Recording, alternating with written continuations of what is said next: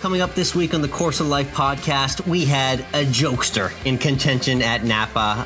We get to everything that happened in wine country to kick off the new season, but also it's more importantly Ryder Cup week. We have the gossip as we head into the USA versus Europe grudge match, plus NFL Week 2 and college football betting madness and a crazy weekend for myself, plus everything we're tuned into outside of sports. And this week's guest, Dr. Bern Barnacki, very cool conversation on the history of golf going back to the beginning, collectibles, artifacts, and the way the game has changed over time. Very neat conversation. Plus, we always end with food, and all of it brought to you by our friends at City Bonfires. They are the makeable of that portable, reusable bonfire that you see all over social media. It's extremely easy to light with a stick lighter and easy to put out. You can put it in your beach bag, backpack. It's easy to take around anywhere with you to give you that bonfire environment, but in a nice, intimate setting. So again, check out City Bonfires at citybonfires.com. Our promo code is COLFIRE. That's COLFIRE to save 10% off any order on the website. Again, COLFIRE to save 10% off any order on the website. And yes, they do have s'mores kits too. So check them out, citybonfires.com.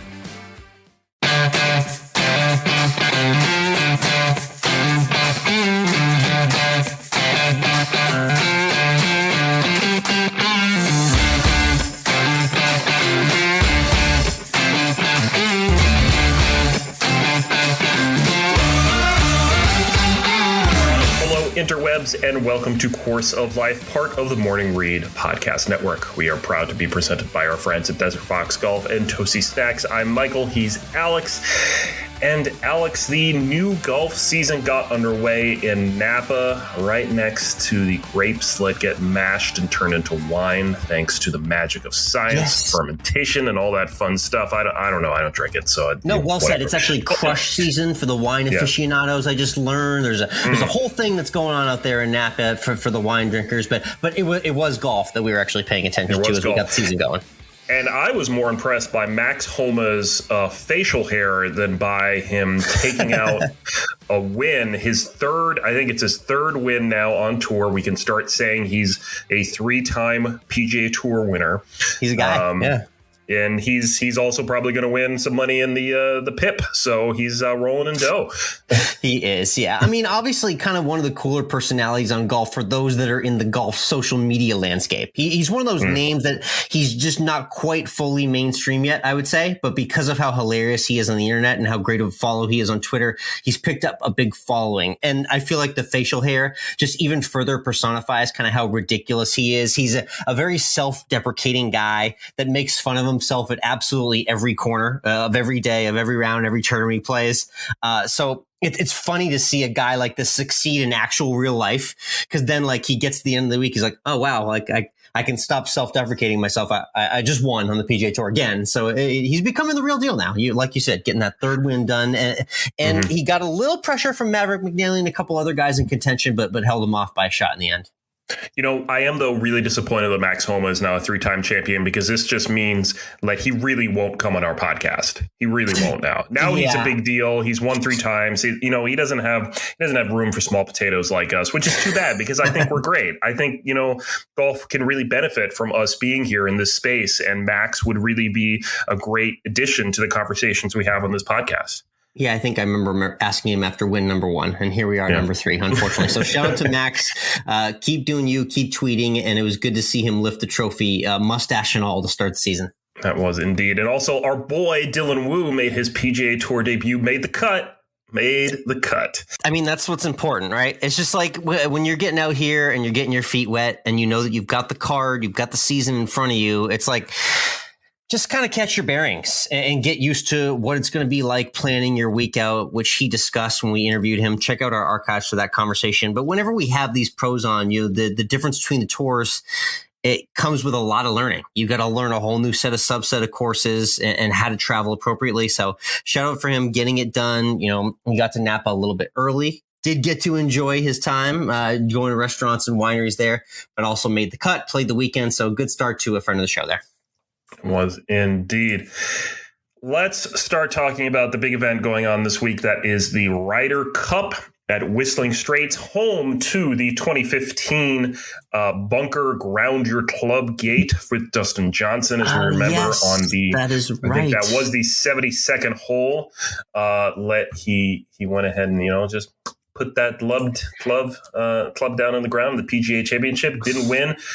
That was like his breakout moment to me, but also I thought after that he was done. We didn't hear from him for a while, and of course now he's one of the best players in the world. So yes, he then immediately proceeded to dominate the world of golf after that. But that was a big lump for him to take, indeed, in that moment. Yes, it was a bunker. I still don't know how you called it a bunker, but they did, and that was the controversial ruling.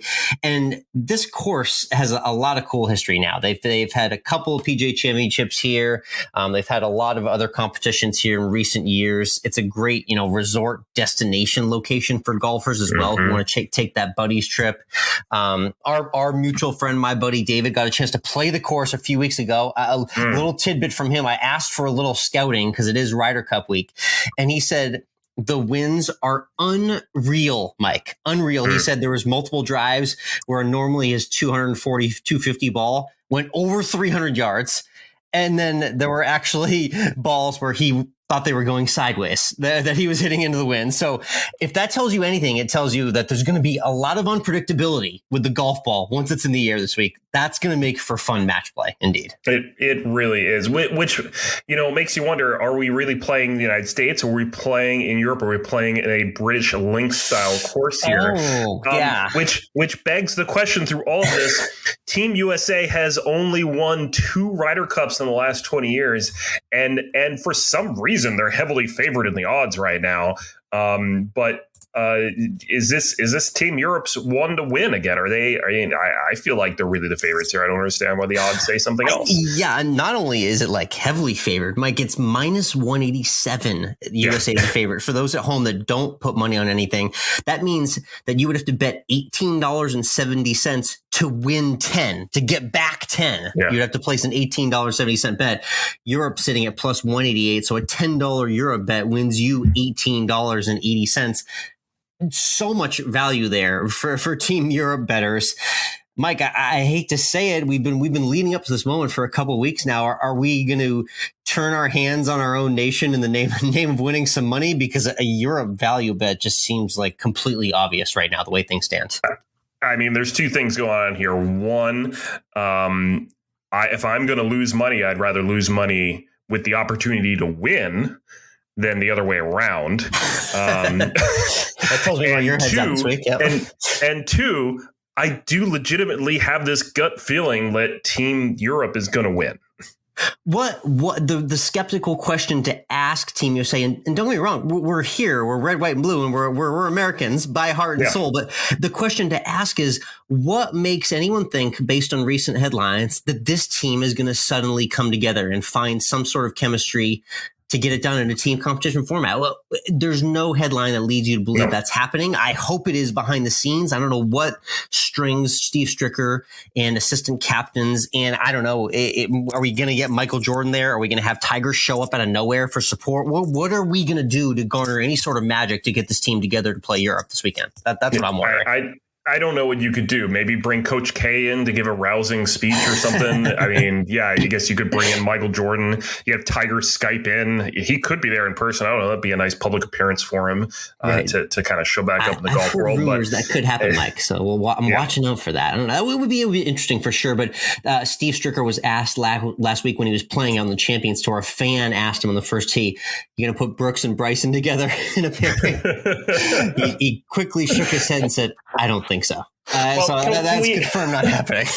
Can we talk about Brooks for a moment? Because after last week's episode, as usual, headlines dropped about Brooks saying how he doesn't like the Ryder Cup week. He doesn't like going from how it is a very individual sport. You do everything on your own. And then all of a sudden you do Ryder Cup week and your routine is thrown up in the air. You have to do everything that the captain tells you to do, the way they tell you to do it as a team. And it just alters everything.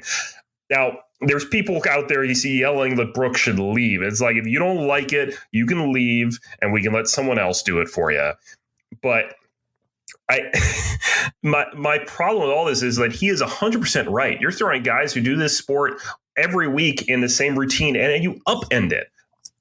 You do. That's what happens here. It is. I agree that he is right. I just think people hate that he said it when he did. It's just the timing and the delivery of the message. It makes it look like he is not ready to adjust for this moment in this week. A lot of people are trying to tell books, hey, just like, we get it. I understand that it's different. Well, duh. Yeah, it's different. It's the Ryder Cup. That's what makes it as unique as it is. It truly is a team competition with very different formatting and a different order and schedule of play. So I inherently agree with him that, yes, it upends his normal week-to-week PGA Tour schedule, but he's got a deal if he's looking to be one of these pillars of Team USA. And I don't really know that he is, which is, again, leading to that uncertainty surrounding Team USA.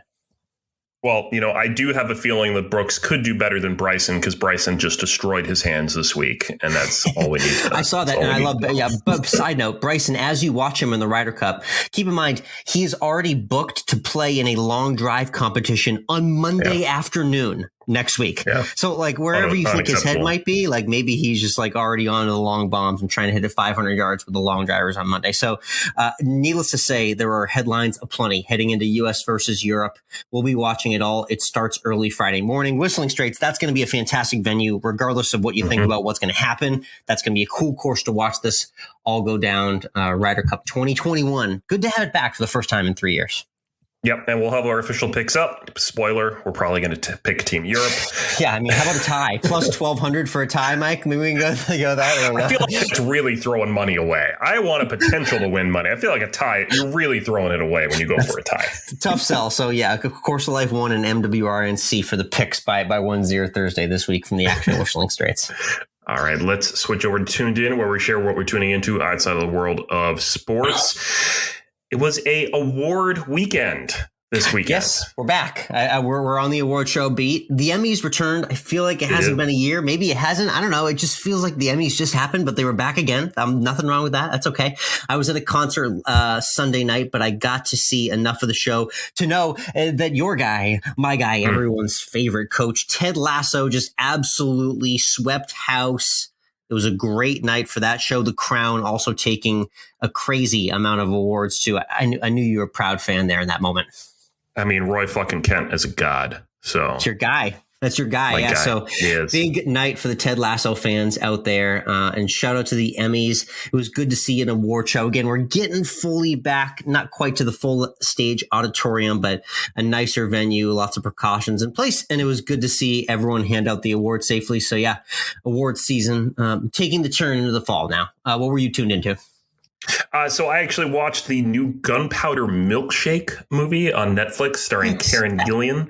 I heard about this only by name on the red carpet last night, but tell me what I'm missing. What's going on here? So have you ever seen you've seen the likes of like John Wick? You've seen that, right? Familiar with John Wick. Yeah. So it's a similar idea about an assassin and a super secret assassin society and the massive infrastructure set up to support super assassin societies, and kind of going rogue.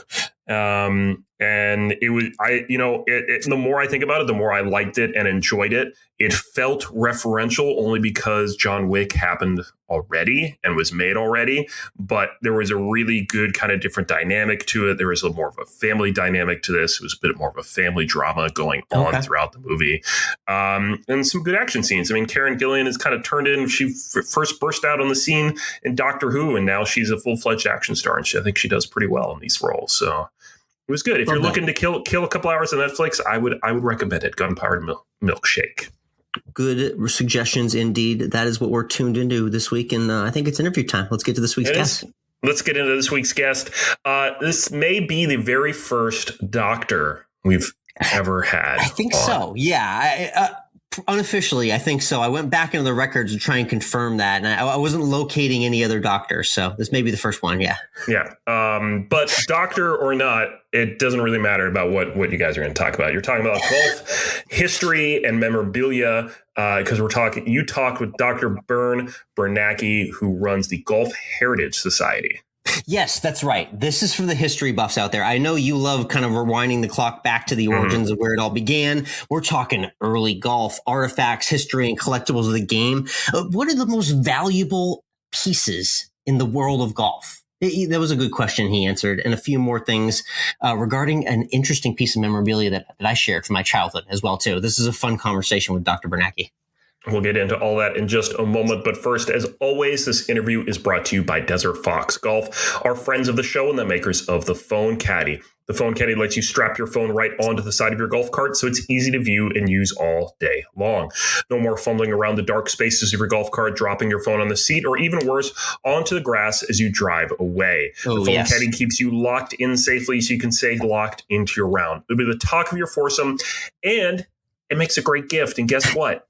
It's like Christmas is right around the corner, Alex. It's time to get one. Oh my God, you're doing that already. Wow. Here. I'm sorry. It's almost the end of September. It's almost October. We're months away from Christmas here. You just dropped Christmas shopping season. I guess it's officially begun, everyone. Get excited. We're 90 days out here.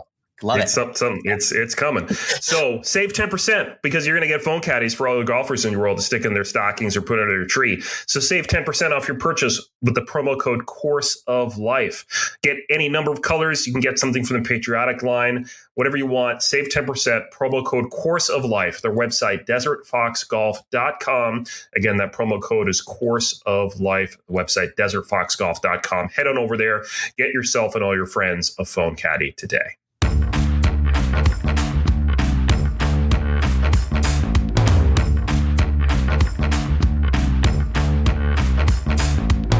Next up on the tee from the Pittsburgh, Pennsylvania area, we have the president of the Golf Heritage Society. Very cool organization that honors the history of the game. It's Dr. Bern Barnacki joining us on the Course of Life. Doctor, how are you doing this morning? I'm doing great, Alex. Thanks for having me. Absolutely. Yeah. I'm loving that we got in touch and I got to learn a whole lot more about the Golf Heritage Society, something I knew a little bit about. We'll get into the history of the organization and everything that you guys do at GHS, but I want to start with the beginning and just your impression and first background in the game of golf. How early in life did you find the game? Well, I started playing when I was 9 at my municipal course, which I played on yesterday. Nice. Love it. You're a true local indeed, right? So I'm curious, how long into your life did you find medicine? I know you practice in family medicine. Was this something that was kind of passed down to you from the generation before you, or did you kind of get into medicine yourself? And when did that all intersect? Good question. No, it's not in the family. And when I was in grade school, I was either going to become a priest or a physician. And the science part and the social science always appealed to me. So I was very fortunate to have my dream and become a physician. Very cool. How long have you been practicing family medicine now? Well, I'm in my neighborhood here 34 years, and before that, a few more. So this is the 40th year after graduating medical school. Wow, that's awesome. Truly a lifelong practice and lifelong game is golf as well, too, which has been attached to the hip for you, just like lots of us for our entire lives. So tell me about your introduction to maybe the history of the game. You know, obviously you grew up playing the game. There's always a point in someone's golfing life when they look back and at the history of the game. It happened for me kind of like in libraries in my high school years, you know, researching the game a little bit more as I really grew my passion for it. But I'm curious when you started diving into the history of the game a little bit more. Well, yeah, I think it started on day one because my first round of golf at that municipal course I mentioned, I had 5 clubs and 2 of them were hickory clubs. And one of them, I didn't even know what it was, but it was a Pyritone, that plastic coated, looked like wood, but was really metal underneath. And I played with those clubs until Uncle Harry gave me a matched set when he got a new set. And that was that. And I never thought much about it. One day I was in a antique shop with my wife looking at the ceiling while she was shopping for something. And she said, well, why don't you look for some golf stuff? So there became a new interest, hobby. And the rest is literally Bern's history. Yeah, it is history indeed. It's the Golf Heritage Society, the GHS, and there's a convention coming up to honor the 50th anniversary as well, which we'll get into a little bit more. The depth of the history of golf is insane for people who don't know, but for people who are maybe just getting introduced to golf or a little bit outside the game and don't realize like how far back the history in the game goes, give some people an idea just how far truly back we've traced the game. Wow. There's a lot of argument about when, where, and how. Of course, across the pond in St. Andrews, the old course in Musselburgh, those are the oldest organized known courses. But way before that, people argue whether there was golf in the Netherlands, and some folks say that there were some stick and ball games going on in Asia as well. So yes. No one really knows. It's far indeed. No matter where it started, it was a long, long time ago. Stick and ball. Love that reference. So the Golf Heritage Society, as this all plays in, talk to me about the mission of the organization specifically. Obviously, you're honoring the history of the game. How is that being done primarily? Well, the mission statement is a little bit formal, but we like to say that we love to help people understand the traditions of the game of golf and enjoy golf in 1,000 ways. The artifacts of the game each tell a story, and our people understand those artifacts and bring the history of the game to life using those artifacts. And so the mission is to reach out to all folks, young and old, men and women, and help them understand the wonderful, rich traditions of the game of golf. Very cool. I love that statement indeed. Let's talk about one of those artifacts that you mentioned, and you had the opportunity to play with these clubs growing up. So for our population listening that may be born in the 21st century, our younger audience listening, there were actually hickory wooden golf clubs back in the day. They're still hanging around. You can find them all over the place. But just for everyone who really doesn't know truly the origin of the golf club, explain kind of what went into creating those old school golf clubs that you played with growing up. Well, that's a great question. And, these clubs were handmade, Alex. They were forged. They were hammered out one at a time. And when we play golf with a pre-1900 set of clubs, they were smooth-faced with a heavy hosel. And you can see the nicking and markings on them that identify them as such. And with that club, those balls were gutty balls, which were a solid ball made of a Malaysian rubber. And that's the ball that brought the game of golf to the masses, because the feathery ball, a skilled craftsman could only make 2 in a day.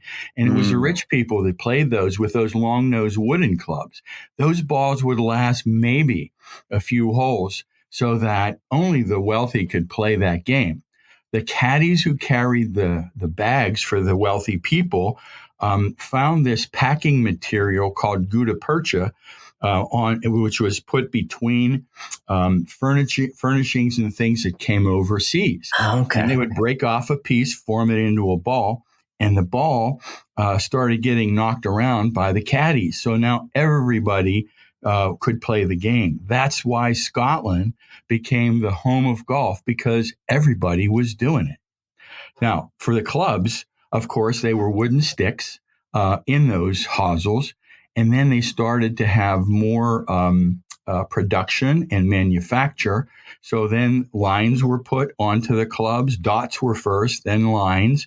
So on those hickory clubs, if you have a smooth face, it's the oldest, followed by dot clubs with random or organized faces. And then you'll see the line pattern. So you can kind of judge the age of a club that way. Like taking a look at the rings inside of a tree or something like that. All the different patterns in the clubs. Great analogy, sure. The age there. That's very neat for anyone who's digging through their garage right now, looking at their old hickory. So I got to learn more about these hickory golf tournaments that I've heard about through the GHS as well. They're going on now as well, too, as we speak. Talk to me about these hickory golf tournaments. Who plays in them primarily? Well, there's a lot of different kinds. So there are gutty tournaments for these smooth-faced and a gutty ball.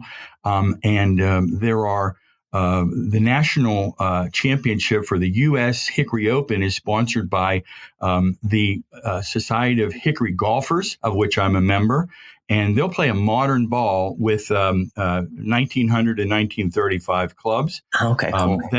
Then there's our organization sponsors its annual hickory. Bring whatever kind of hickory club you want and compete for that. That is the longest standing hickory tournament.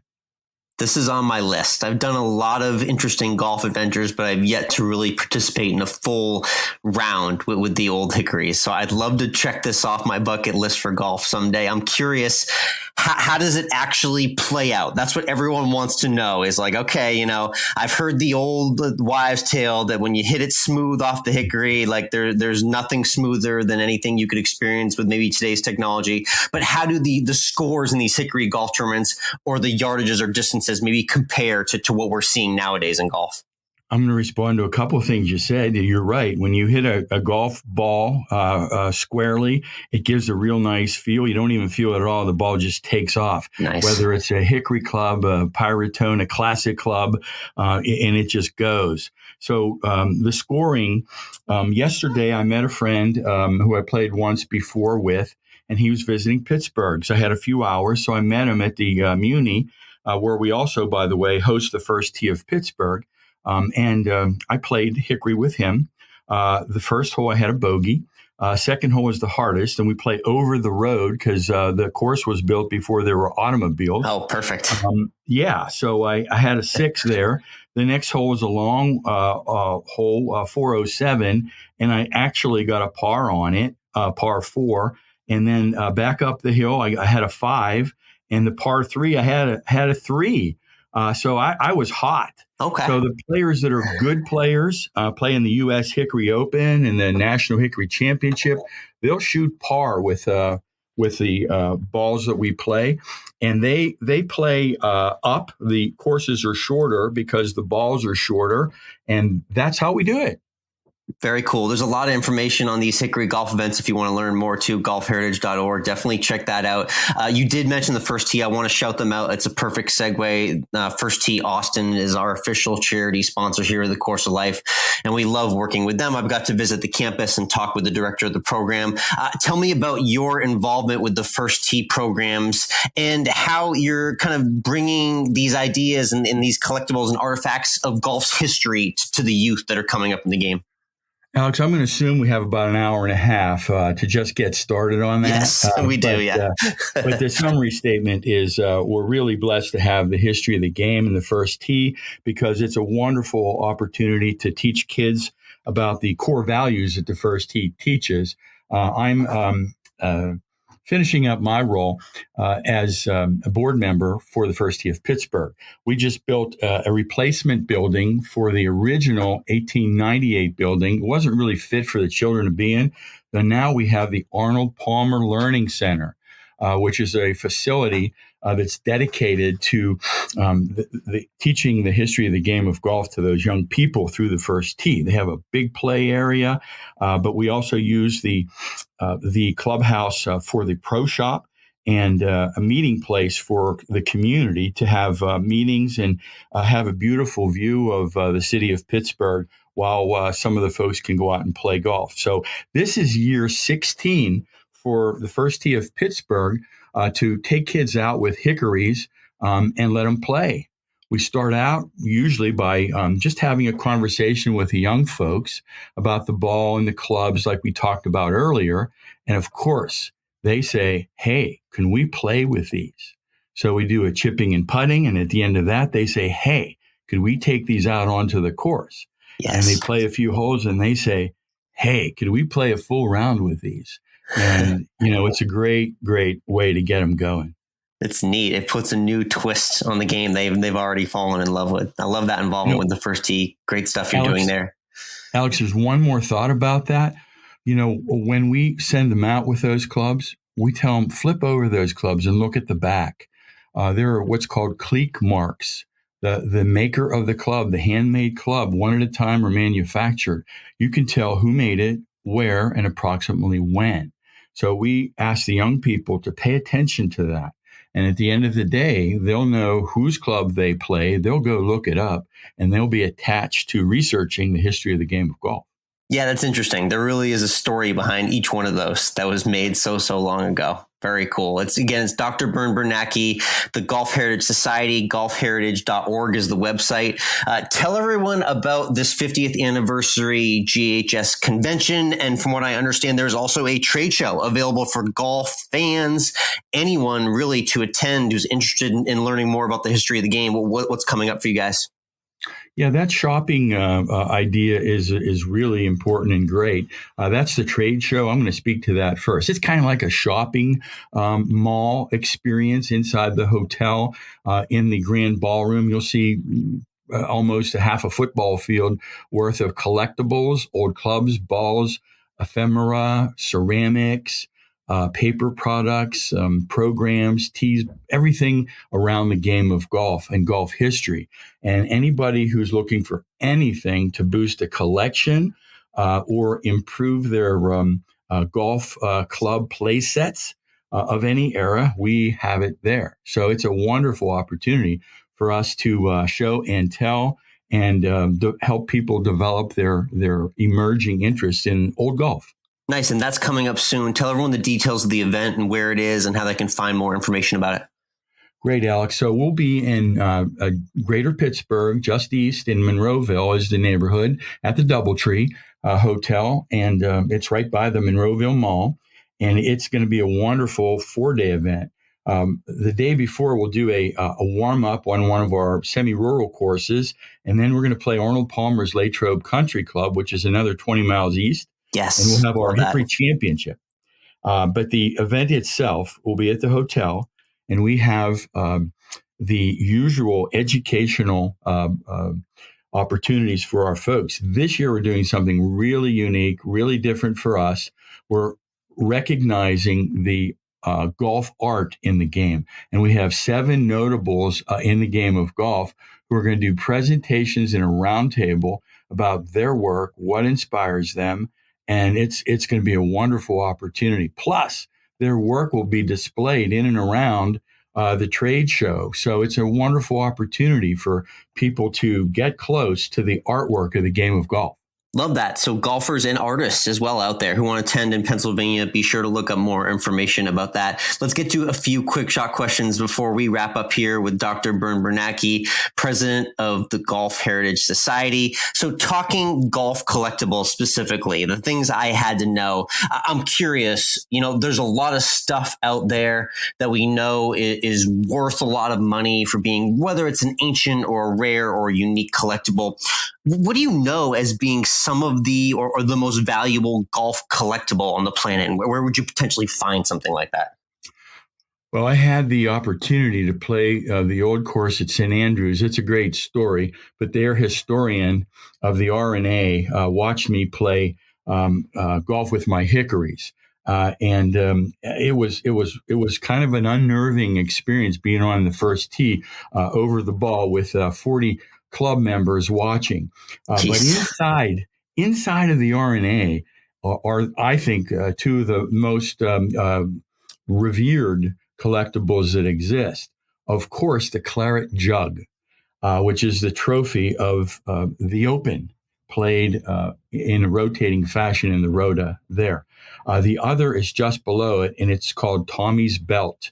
And it's called Tommy's Belt because it's a championship belt won 4 times in a row by young Tom Morris, and they retired the belt and gave it to him. Wow. Okay. Interesting. Tommy's Belt. I'm going to have to look more into that. So that and the claret jug, and they sit right next to each other at St. Andrews, huh?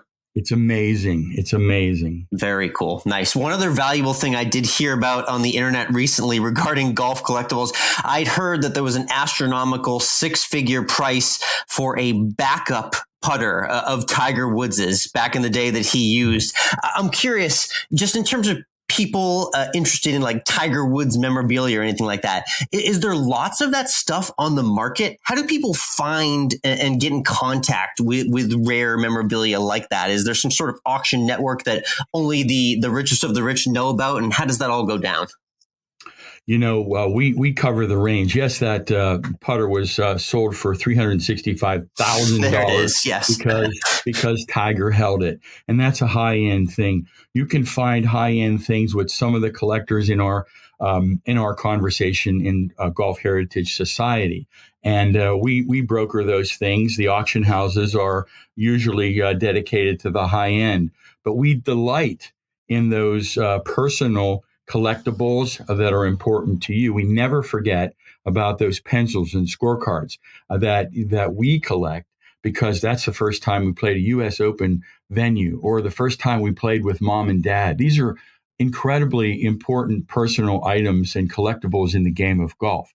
And there's everything in between. Our organization, the Golf Heritage Society, golfheritage.org, will allow folks to connect with people at any level for any type of collectible that they become interested in.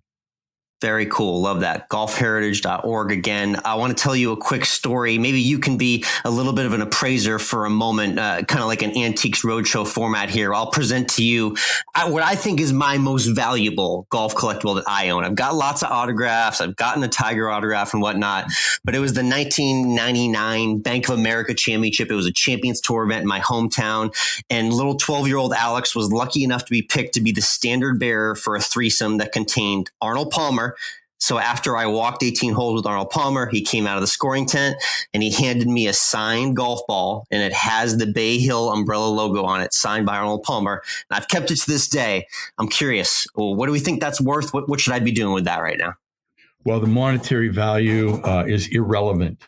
It's priceless to me. Yeah, I'm curious what your thoughts are on it. That's the word that you want to focus on. It is a treasure. Yes, you can sell that for money, but it's the story that brings that collectible to life. That's a wonderful story, Alex, and one of very many. Too bad you don't have that standard you were carrying signed.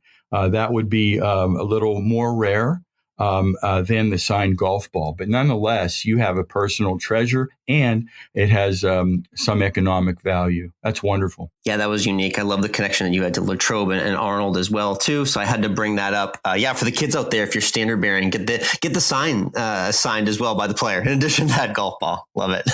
Hey, Dr. Bernacki, we love to close our interviews because we're all golfers here, and we all love 18 holes, but we have to ask and end every interview with our 19th hole question. So when you finish a round of golf, whether it's playing with the new technology or the hickories, and you get into the clubhouse, what is your go-to choice, or like your favorite meal or drink you love to have after a round of the course? Well, you're going to love it, but I'd love to have an Arnold Palmer after every round of golf. And yes. Everyone knows that that's a little iced tea and topped off with a lemonade. That will be my go-to.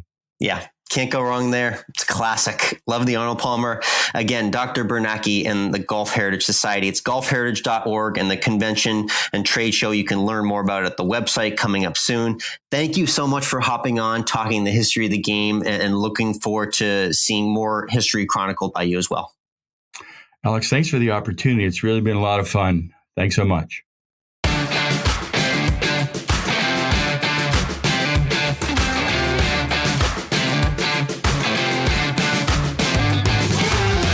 And we're back. Great chat there with Dr. Bernacki. $400,000 for a backup putter for Tiger Woods. Yes, if I had $400,000, no offense to this entire conversation, I would not be spending it on Tiger Woods' backup putter. Wouldn't you love to just be one of those human beings that could bid on something like that for $400,000? A lot of disposable income, then maybe that would be something I would consider, just to be able to spend the money. But that was fun talking about the relics and the valuables in golf, and that claret jug must be worth millions of dollars if it's the OG, the real OG claret jug. Never quite thought about the value of something like that. But that was a neat conversation, bringing back the history of the game with Dr. Bernacki. Again, it's the Golf Heritage Society. That was cool. The 50th anniversary of the convention. Check out the website. It's a really neat follow, and definitely one to check out and read up on the history of the game. And I'm holding on to that Arnold Palmer signed golf ball for life. Like I jokingly said, I want to know what it's worth, but in reality, I think I am keeping that for the rest of my life. It's just too close to my heart. What a great moment in time there. And you should put that up on our socials. We're going to put that up You got that sitting somewhere. I We're gonna put a yes, picture I of it do up. a picture of that. Okay, I'm going to find that. Thank you. Yes, we'll get that up. We're going to soon. do that. And if you want to help make this podcast more valuable, then leave a rating, subscribe, share it with a friend. Let them know that we are incredibly amazing and we deserve to be rated highly so that we can become incredibly valuable. And that's actually how this conversation came about, was someone who inherently did find us through our audience and reaching out through social media and our presence out there. So we work hard a lot to bring the greatest guest to you every week, but that conversation actually genuinely came our way. And there's a lot more where that came from as well, too. So love growing the network. And it was cool to talk a little golf history as well. It was indeed. Let's talk a little football because this also went very well for you. Another week of winning. It was nice. It was a wedding Saturday. So I was kind of half paying attention, throwing the shirt on, getting the shoes shined as I was watching the early games, partying all through the afternoon and night, catching glimpses of the scores. But it was a crazy week nonetheless. Penn State, the big winner for me over Auburn, the big whiteout night game. But yeah, the picks are over 500 right now. Again, it's Course of Life 1 on Twitter for my weekly card. I love betting the Thursday, Friday college football games and a whole chunk of them on Saturday. So hopefully we can keep the momentum rolling for the rest of the season. You're also hoping that your momentum keeps rolling for the Mac Jones era, where the Patriots notched their first victory of the season. Congratulations! You can only go to the Super Bowl from here. There's nowhere to go there. Yeah, I mean, here's what looms, Mike. Next week we'll be getting all into it. That obviously the Saints are coming up for Mac now, but then next Sunday night, Mike, Gillette Stadium, we've got Tom Brady and the Tampa Bay Buccaneers coming into Foxborough. The undefeated Tampa Bay Buccaneers. Oh yeah, they'll be. I can already call that. They'll be undefeated. Yeah. to say that's going to be maybe the game of the year is an understatement. Him making his return to the Gillette Stadium crowd. So already got my antenna peeled towards that in just a few days now. It's coming up soon. What do you expect that game to be a lot of cheering for Tom Brady, or do you expect the typical, like, they're going to cheer him at the very beginning, then after that he is fair game, he is dead to them, just forget about him? I think it's going to be a lot of cheering. Honestly, I would love to think that we could come and boo him in the big moments. I think we could get loud on third down when it needs to, but there is just too much freaking love for Tommy Boy in that stadium. It's going to be hard for fans to resist a cheer, especially if he starts dishing him out to Gronk too. That'll be the real cherry on top next Sunday night, but we'll get all into that next week. But I got to check back on you, Mike, for a little heart attack watch. The Giants last Thursday night, you had your game won. It was won. I watched the field goal miss, and then all of a sudden you were giving the Washington football team a second chance at life, and they kicked the game winner through right in front of your eyes. It was a horribly ironic finish to the Giants' loss. I'm sorry, I blacked out there for a minute. What are we talking about? Yes. That was New York Giants football, Washington football team. So it is 0-2 for you guys. You kind of declared the season over at a few different junctures this offseason. Are we still sticking with that narrative? It feels like we are. I'm sorry. I know you're talking, but I don't know what you're talking about. We're going with silent treatment until we get the first win. Yeah. I don't know what's going on here. It's all good. Let's hashtag Always End With Food, brought to you by our friends at Tosi Snacks, makers of the Tosi Bites. Go to tosi.com/COL, promo code COL20 for 20% off. I had the trip last weekend for the wedding weekend to Illinois. I got the usuals in. I got in the pizza and the Italian beef, but I know what you'll appreciate is I got some real fall nostalgia in. We did a nice afternoon trip to not only did we hit the pumpkin patch, we hit the apple orchard afterwards. It doesn't get any more fall than that, right? You know how incredibly jealous I am of you now? Like, you got to go apple picking. I hate you, Alex. I hate you. It was great that I got to pet the animals. I was feeding goats and sheep at the pumpkin patch. I was hopping on trucks and walking through fence mazes. I had the lovely apple cider donut and an apple cider combo, which I posted at Always End With Food Pod. You can hear more about that on our food podcast later this week. So I was getting all the fall vibes. It was nice to be back at the orchard too. Good times indeed. I mean, just apple everything, Mike. You forget how many apple products can be made when you're at an apple orchard. It's a daunting amount. There's a lot. You can literally put an apple in anything, and as we all know, it'll keep the doctor away. Yes, that's right. And shout out to my nephew Connor, who botched that sentence this past week, and he said an apple a day will keep the dentist away. So according to him, I think that has changed in a generation gap. I guess it's not the doctor anymore. Breaking news. Well, dentists are doctors, so yes, they are. Love that. That was my food venture this past weekend. What'd you get into? So there's this place here in Savannah called Pie Society. They do British meat pies. They do some sweet pies as well. They do a lot of different British things. They have a food truck, by the way, that does fish and chips, best fish and chips in the city, hands down. Nice. And they do this high tea box. They call it a Brit box that you can purchase. They do it like once a month.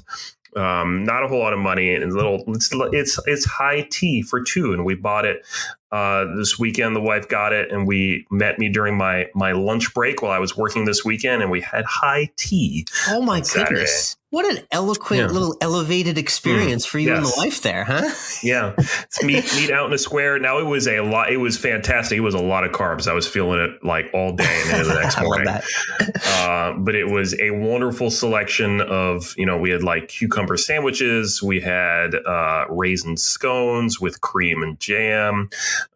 We had sponge cake. We had quiche. We had chocolate tarts. It was fantastic. It was very good. That's the move right there. Savannah, Georgia, if you're in town, that's a lovely little date idea. Shout out to High Tea for two. Pie Society in the Brick Box. Love that. That was #AlwaysEndWithFood. Check out Always End With Food Pod. We'll have another episode coming soon there as well. And we thank you for tuning into Course of Life. We'll see you next week.